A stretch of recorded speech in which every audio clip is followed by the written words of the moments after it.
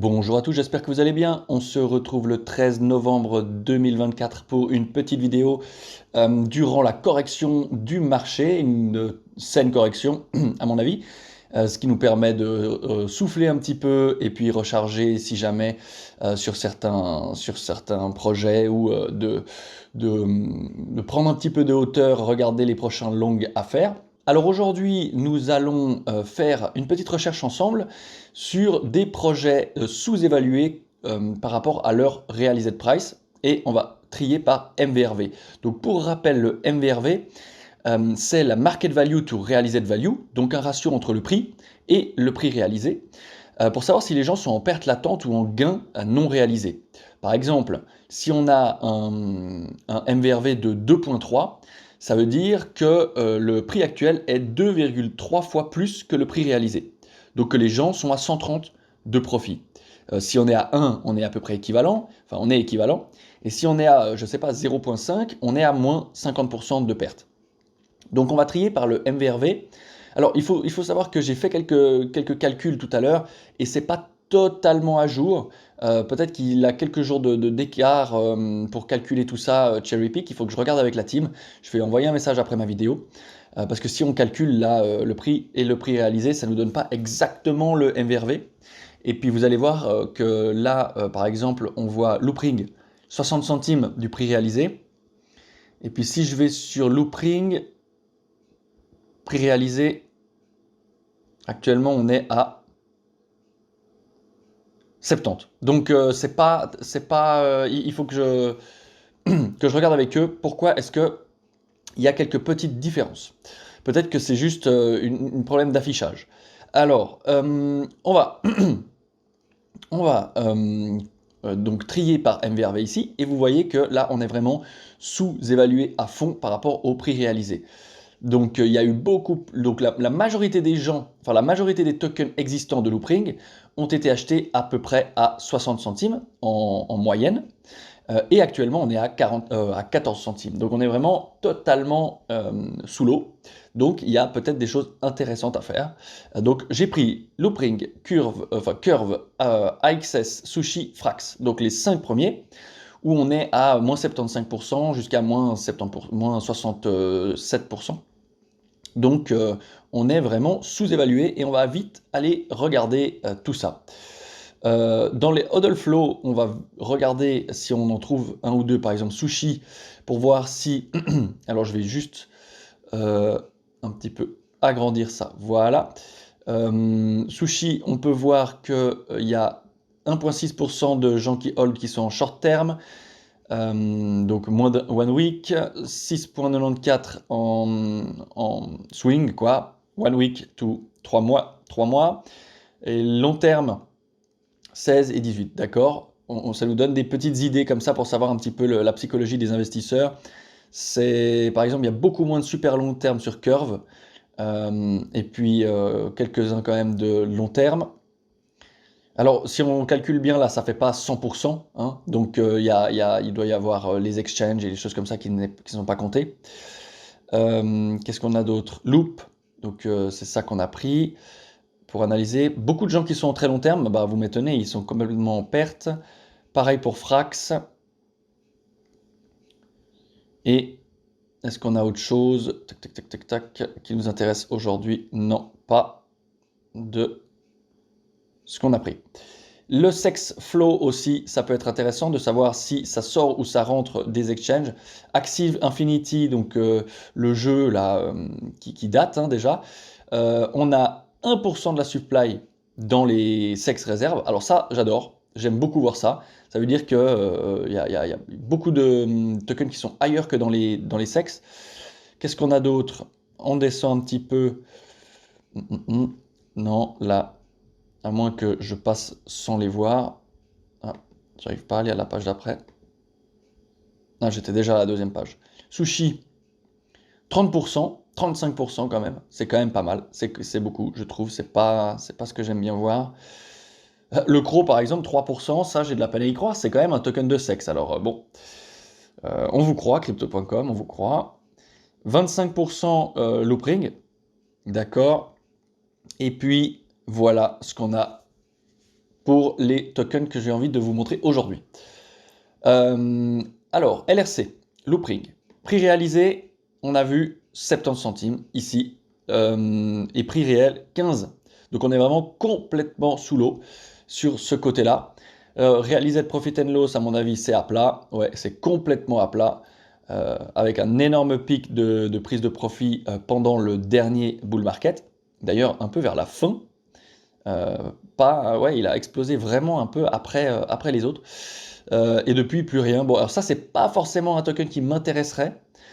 Sex Inflow Outflow, parce que c'est un vieux token, je sais pas exactement ce qu'il fait, il est plus vraiment à la mode, donc c'est pas vraiment dans les narratives actuelles. Bon, pour l'instant, pas grand chose sur les datas. Unrealized Profit and Loss, beaucoup de pertes, hein, vraiment, beaucoup de pertes non réalisées, très peu de gains, vraiment.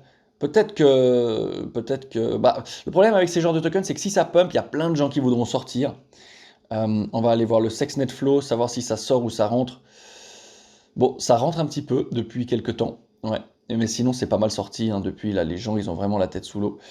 Voilà. Donc, et puis pour l'overview, qu'est-ce qu'on a? Donc, voilà. 13 centimes, 13,79. Beaucoup de holders quand même. Un vieux jeton de 2016. Ouais. Voilà, pas grand-chose qui nous intéresse. La realized cap, peut-être. Donc la market cap est de 96 millions et la realized cap de 605 millions. Ouais, ouais, ouais, les gens sont en perte. Ça, on peut le dire. Allez, curve. Prix réalisé.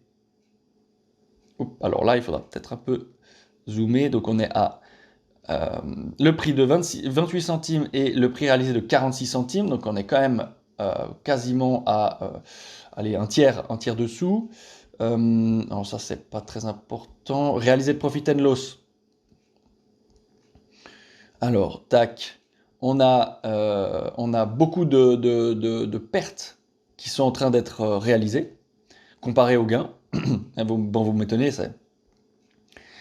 c'est à plat et c'est en train de descendre. Donc, c'est un petit peu normal. On va aller regarder rapidos sex inflow outflow, mais moi je préfère le net flow. Ah ouais, ah bah ça sort quand même pas mal, hein, ça sort pas mal des sexes, c'est intéressant, hein, une grosse sortie ici, ça continue, petite entrée là, mais sinon ça continue à ressortir, intéressant, intéressant. Moi j'aime bien ça parce que quand, vous savez, il y a plein de gens qui achètent sur Binance, qui achètent sur Swissborg, qui achètent sur toutes des plateformes, et ensuite qui retirent sur un cold wallet.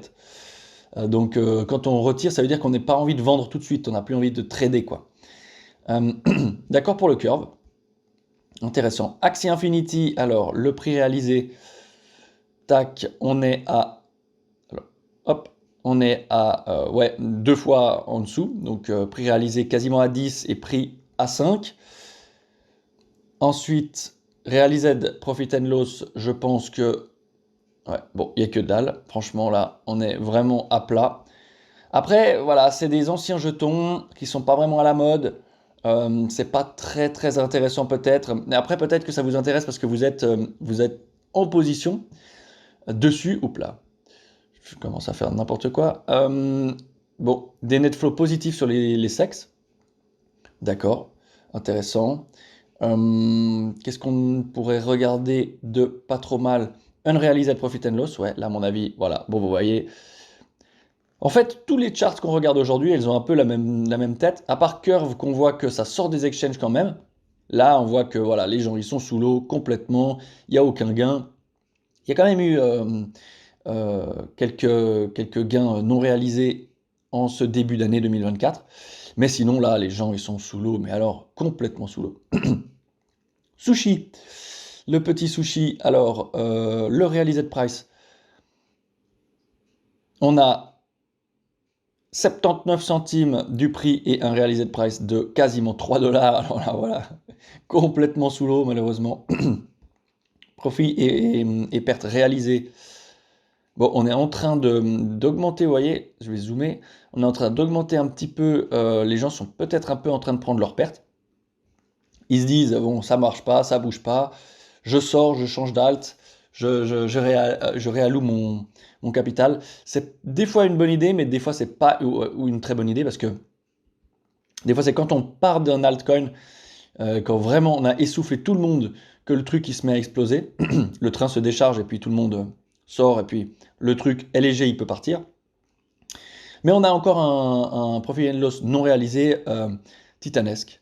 Voilà, là, on a quasiment aucun gain et puis beaucoup de pertes. Beaucoup de pertes. De nouveau, un ancien jeton, hein. Sexnet Flow, qu'est-ce qu'il nous montre? Bon, on a quand même de la sortie.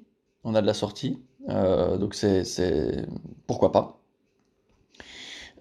Tac. Frax Share, donc le prix réalisé de Frax Share. De nouveau, on est sous l'eau, hein, 2,17, 5,69, enfin 5,60. De nouveau, je pense que voilà, c'est à plat avec un petit peu de perte réalisée, mais aucun gain réalisé. Bah, vous m'étonnez, c'est le plus bas, c'est quasiment sur des ATL, all-time low, donc le plus bas jamais connu. Non réalisé de profit and loss, donc on est pas mal. De nouveau, hein, de pertes non réalisées et aucun gain. Regardez comme la charte du bleu clair ici en bas à droite est plate. C'est vraiment, il n'y a vraiment aucun gain depuis un bon moment. Alors après, voilà, ce que je vous conseille à vous, c'est de dig les projets, aller regarder le fonda, et si ça vous intéresse ou autre, c'est en tout cas des projets qui se sont fait défoncer. Personnellement, moi je n'ai aucun. Ni LRC, ni Curve, ni Axie Infinity, ni Sushi, ni Frax. Mais peut-être que je vais un peu dig un petit peu le fonda. Je préfère aller sur des tokens qui sont un petit peu dans la hype du moment. Je vous ai fait une vidéo sur les tokens RWA, une vidéo sur les tokens d'Epine, une vidéo sur les tokens IA, donc je vous les mets les trois en description, n'hésitez pas à les regarder. Là, on s'est fait un petit tour des 5 altcoins les plus détruits sur Cherrypick. Et si c'est des altcoins qui ont vraiment pas performé, c'est peut-être parce qu'il y a une raison et que les gens n'en veulent plus. Je ne sais pas, j'ai pas envie de détruire tous les espoirs de ceux qui en ont, surtout que c'est des projets qui sont sûrement très sérieux, hein, surtout Curve, Sushi, Frax. Après LRC, je sais pas ce qu'ils font, c'est peut-être une... Ouais, je sais pas ce qu'ils font. Et puis Axie, c'est un jeu, donc voilà. Voilà. Donc j'espère que cette petite vidéo rapide vous a plu et on se retrouve à la prochaine. Bonne journée à tous.